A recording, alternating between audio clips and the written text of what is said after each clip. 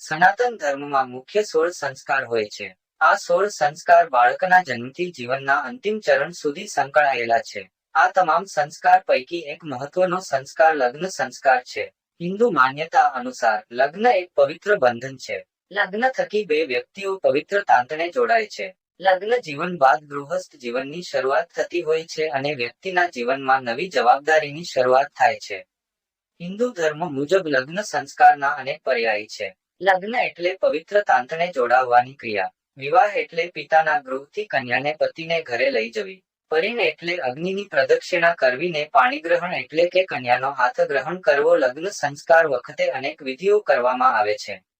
પાણીગ્રહણ, home, પ્રદક્ષિણા અને સપ્તપદી વગેરે વિધિઓ લગ્ન સમયે કરવામાં આવે છે.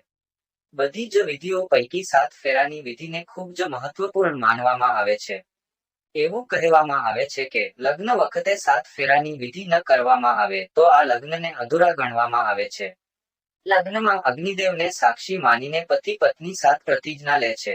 પોતાના સંબંધને મજબૂત કરવા માટે પતિ પત્ની 7 ફેરા લે છે. સનાતન ધર્મમાં પતિ પત્નીના સંબંધને 7 જન્મનો સંબંધ ગણાવવામાં આવે છે.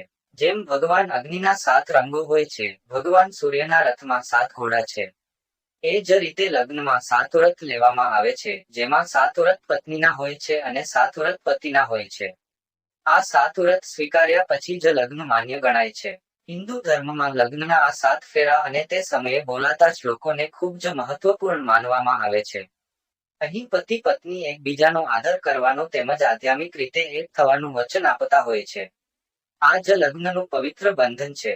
7 ફેરા 7 જન્મોનું પ્રતિનિધિત્વ કરે છે. આથી પતિ પત્નીને 7 જન્મના સાથી પણ કહેવામાં આવે છે.